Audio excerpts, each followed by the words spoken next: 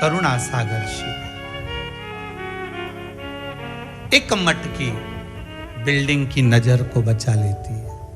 शिव जी के मस्तक पर शिवलिंग के ऊपर लगी हुई वो मटकी, लगा हुआ वो जलपात्र, जलाधारी भगवान की, वो हमारे को कई दोषों से, कई रोगों से मुक्त करा देती है, कई दोषों से।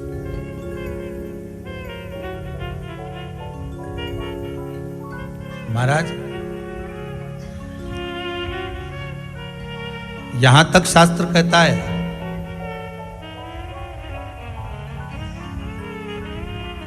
वाणी से विहीन व्यक्ति, दृष्टि से विहीन व्यक्ति, श्रवण शक्ति से विहीन व्यक्ति,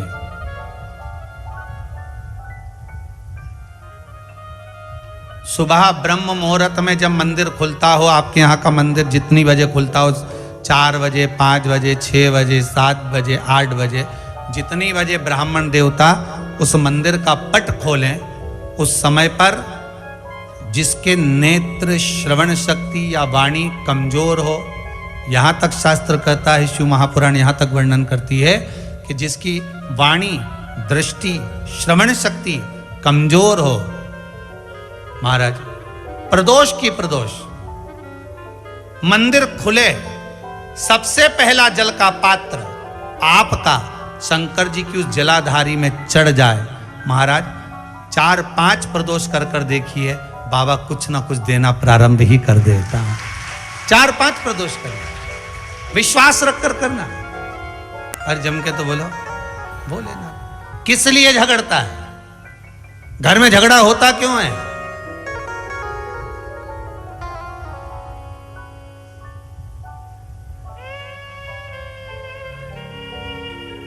ये बेलपत्री जो होती है ना, अपन इसको शिव जी पे कैसे चढ़ाते हैं?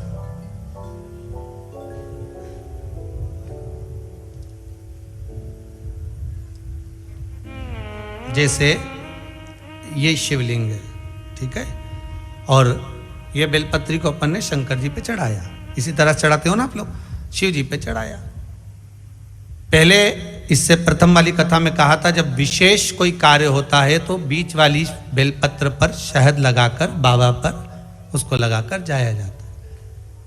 अब जिसके घर में क्लेश ज्यादा होता हो, महाराज, बहुत क्लेश, मतलब कुछ ना कुछ बात पर झगड़ा चल ही रहा हो, क्लेश हो ही रहा हो, बहुत तकलीफ चल रही, कभी बहू रूठे, कभी सास रूठे, कभी पति रूठे, कभी पत्नी रूठे, जरा सी बात में एक पानी गिर गया उस पे विवाद, बच्चों को कुछ कह दिया उस पे विवाद। तो ये जो बेलपत्री की ये जो भाग होता है, इस बेलपत्री का जो डंडी का जो भाग होता है, इस भाग को, बेलपत्री के इस भाग को, महाराज, ऐसी कैसी बेलपत्र, बस ये भाग को बेलपत्री के वृक्ष के नीचे शहद लगाकर इस पत्ती पर ऐसे ही बेलपत्री की जड़ में उस भाग को लगाकर या रख के आ जाइए। केवल एक ही बार करना, किसी भी प्रदोष पर कर लेना महाराज। फिर एक प्रदोष से दूसरी प्रदोष तक तुम्हारे घर में कभी क्लेश नहीं हो सकता, ये पक्का है, झगड़ा होगा ही नहीं। शिव महापुराण की कथा कहती है, एक बहुत सुंदर संवाद अपने जीवन में उतार कर रखिएगा महाराज। मान लो अगर बच्चे कोई एग्जाम में बैठ रहे हैं, या कंपटीशन एग्जाम है, या नौकरी के लिए अप्लाई कर रहे हो, 4-6 महीने से बैठे हो, 8 महीने से बैठे हो, सर्विस नहीं है, नौकरी नहीं है, तो एक छोटा सा उपाय अवश्य करिएगा शिव महापुराण का। महाराज, बेलपत्री के पेड़ के नीचे विराजमान होकर, बेलपत्री के पेड़ के नीचे जिसको नौकरी के लिए या एग्जाम में बैठ रहा है वो जल चढ़ाए, बेलपत्री के पेड़ के नीचे थोड़ा सा दूध चढ़ाए, फिर जल चढ़ाए, और अपने राइट भाग में घी का दिया और अपने लेफ्ट भाग में तेल का दिया। किसी भी प्रदोष के दिन, प्रदोष काल में एक बार लगा दे, उसके बाद में अपनी कामना कर कर बेलपत्री के पेड़ के नीचे धोख लगाकर प्रणाम कर कर आ जाए और चले जाए इंटरव्यू के लिए, बाबा उत्तीर्ण करा ही देगा, नौकरी दिला ही देगा।